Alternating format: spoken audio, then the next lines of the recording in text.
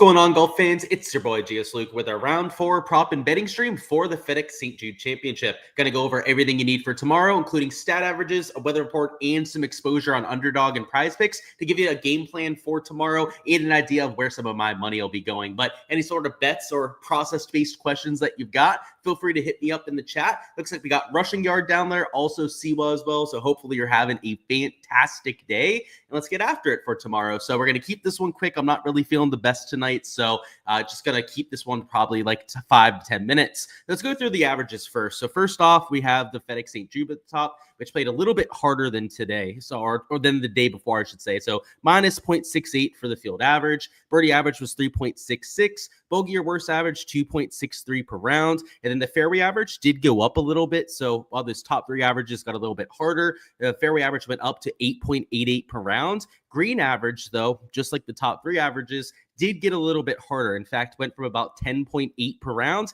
down to 10 exactly. So across the board, a little bit of harder conditions, which I frankly thought it would go the other way. I thought with the rain, the softer golf course, that would play a bit easier. But the pin locations and them not doing lift clean in place was probably the X factor there. So for round 4, with traditional Sunday pin locations, which are a little bit more tucked, I would expect it to stay in that minus 0.5 to maybe -1 range. There's a chance it could get a little bit easier, I would say. Maybe the lack of mud balls will help the players out. But with the fact that they could be a little bit more tucked for tomorrow, I also think there's a chance it gets a little bit harder. So I'll put a range on it this time rather than just going with that -1 scoring average. Perhaps a chance that it gets a little bit harder. That means that your birdie average will probably stay in that 3.6 to maybe 3.8 range. Bogey or worse average between 2.6 to maybe 2.75 per round, something around that. And then your fairway average, I think that might actually go down a little bit. Not that much though, just with the golf course drying out a little bit.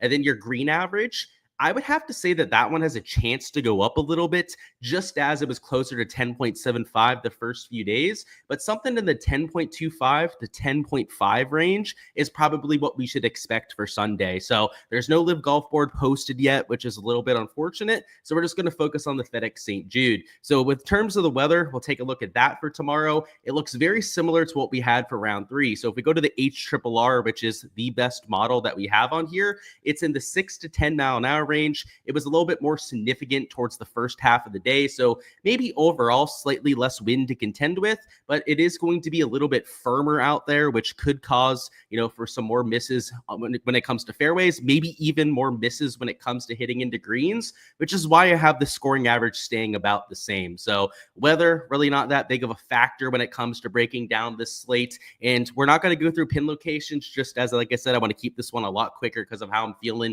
but I did go through them a bit earlier. Some that are tucked near water, which I will think was going to lead to some double bogeys, maybe even some triples for tomorrow. And on some of the more scoreable holes, i.e. like your par 5s, your shorter par 4s, they're not nearly as accessible as today. And it's worth noting as well that there were some tee boxes moved up. They usually tend to do that on moving day to give these players a little bit of a bone. And you did have that for round number 3. So round 4, they're probably going to tip it out a little bit more. So that could also add some difficulty. So let's talk about some props that have already mixed in. So with the average at about 10 per round, it was very surprising for me to see that Underdog went and posted guys at 11.5.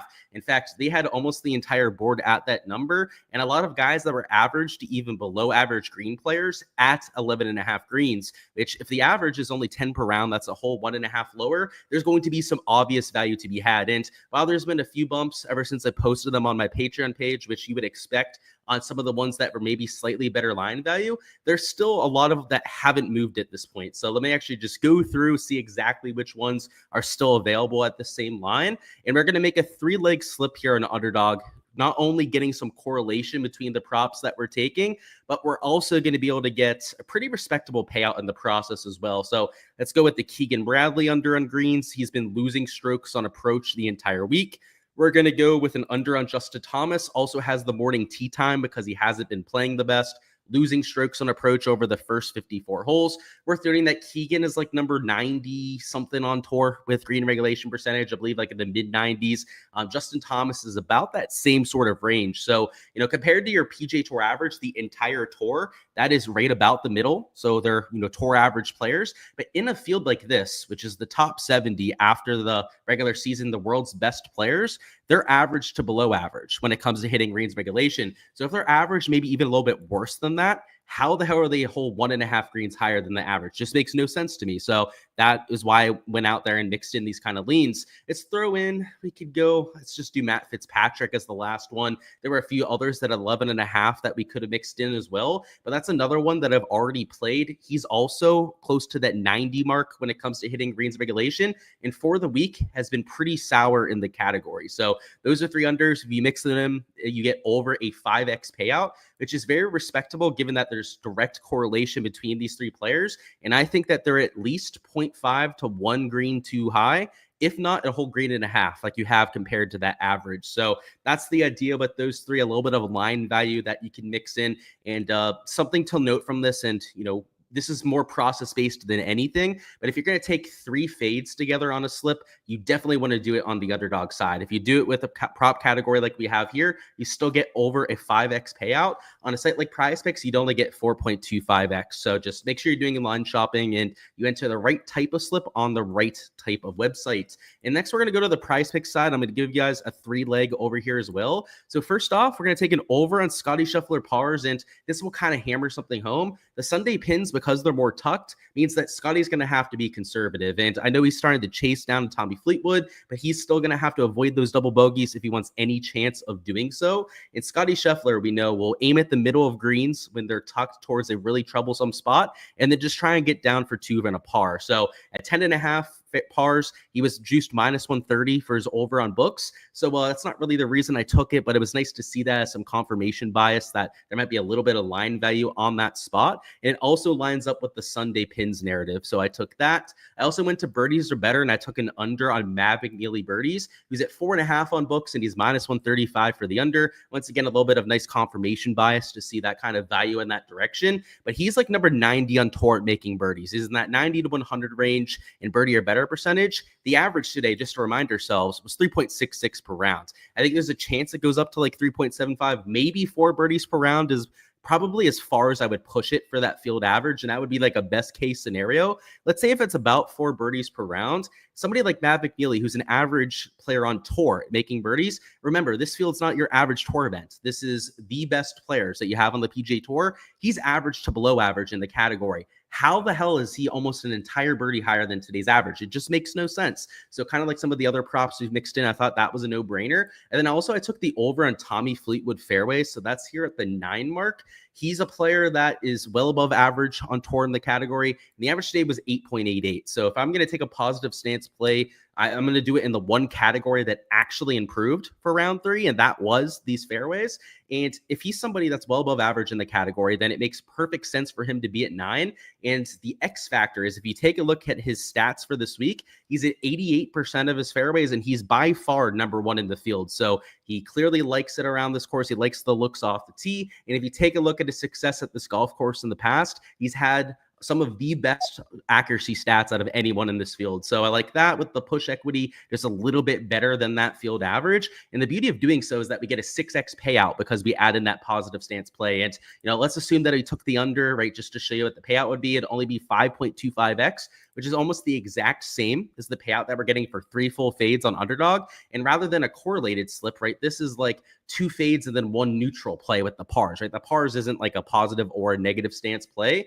That's why you want to take your fade slips over there on the Underdog side. And if you're going to play anything on PrizePicks, do it in a more balanced fashion like we have here, where you can get a full 6x payout, which is a little bit higher than going to get for any correlated slip on Underdog. So that's the idea with some exposure I've mixed in to give you guys a sense of what I'm doing for these prop boards. Maybe some overs on fairways that make sense, some unders on greens as we've already outlined. I would say the strokes and birdie boards seem pretty fair. You could still see some value though, as you saw with that under on Matt McNeely that we've already mixed in. But in my opinion, the best value on the board right now are these green and regulation unders. 1 to maybe even a whole green and a half too high on a lot of players. And like, for example, even like your Cam Youngs that are at 11, like your Ricky Fowler, like a Rose at 11, these are players that are average to below average, especially like Rose. He's like number 150 or 160 on tour hitting greens regulation. There's no way that he should be an entire green higher than this field's average, because this isn't even like the, slapdick John Deere Classic or something where, rows should probably be average to above average compared to that field. This is a borderline major championship level field. So that's why you have to adjust your expectations a little bit. So whether it's on PrizePicks, Underdog, some value to be had in that category. I guess we'll talk bogeys or worse. They have everyone at 2.5. I actually think it's pretty fair on most of these. Maybe even some overs and unders you can mix in for bogeys or worse. So like, for example, like an elite tier bogey avoider, like Fleetwood, if he wasn't leading the golf tournament, like I'd probably be looking at his under, but he'll be dealing with some pretty nasty pressure tomorrow. So like maybe a Morikawa would be a more suitable replacement because he also has some of the better bogey avoidance in this field, but not dealing with the pressure of being a 54-hole leader. So maybe some unders you could look at, but maybe some overs too. Like, and I hate to pick on my guy Mav, but like at 2.5, he feels like a bit of a misprice. Out of 4, Matt Fitzpatrick could even be a fade that you would take for tomorrow. Just I would say more fair for prop categories like the bogeys, the birdies, the strokes like we're seeing there, but maybe some more value on those niche categories.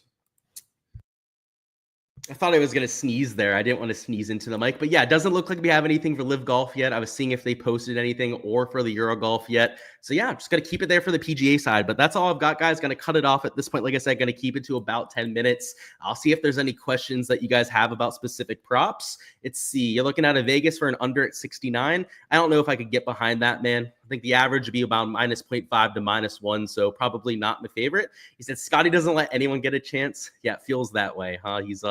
He's just the best. No other way to put it. He has earned every right to be treated that way too. He said, how do I feel about a Dietrich and Sibu for the under birdies 2-man?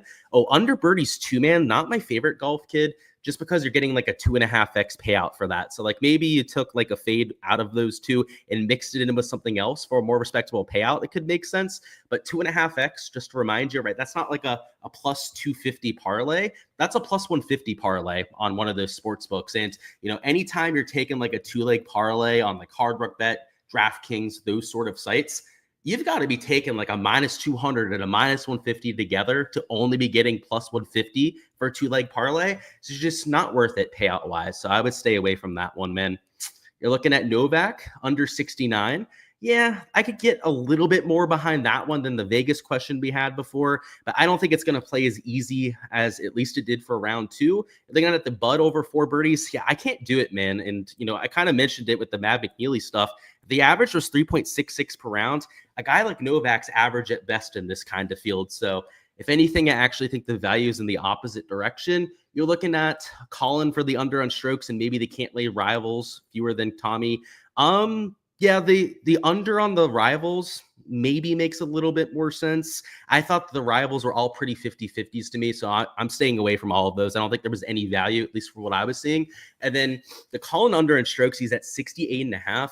Shooting -2, at least for an elite tier player, feels somewhat reasonable. But even then, man, I don't think that's where the value is on this slate. Like unders on strokes, overs on birdies, unless you're talking about a very specific scenario where it's an elite tier player that's priced like the average, I'm just not going to get behind it. I see a value on a lot of fades instead. Yeah, I saw that they have the Cantlay versus Fleetwood one. You're loving the Cantlay side. Yeah, I would side towards the Cantlay for sure over Tommy. And I think that's what Rushing was saying there too. That's just the pressure if you're going to be fading a Tommy Fleetwood. But I don't know. Patrick Cantlay is kind of a loser himself, so just keep that in mind. Do I like Jordan for the under 68.5? I do not know. Shooting -2 will be gaining like a stroke and a half to the field. Jordan Spieth, that might be about his baseline in this sort of field. He said you're also looking for the Bud on over 3.5 birdies. He's got to play solid golf to stay inside the top 50. So that narrative, if you're going to use that to find a prop, you know, it's not my favorite, but I think I've seen much more silly things than doing that. Like we know he's got to be aggressive, and I'm not exactly sure on his scenario, Jack. But if he has to make up, let's say, like 5 strokes to get into the top 50, then I would really like that prop. If he has to hold his position to get into the top 50, I don't know if I like it as much. So I'm not exactly sure on what he has to accomplish to do so.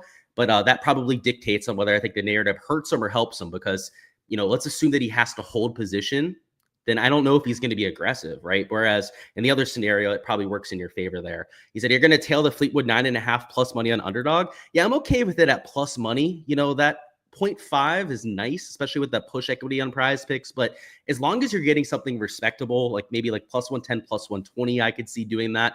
What's going on, Sava? You said any 2-balls or 18-hole matchups. Yeah, I'm going to look at those later. They don't have those up on Hard Rock Bet, and I'm not feeling really good tonight. So actually going to call off the live stream there, guys. Best of luck with everything that you guys are going with. Smash a like button if you guys haven't already. And for every single piece of exposure that I enter, that will include 2-balls and matchups when I get those on Hard Rock Bet. I'll be posting those on the Patreon page later on. But that's all, guys. Appreciate your support here on the channel, and I'll see you guys for the content next week.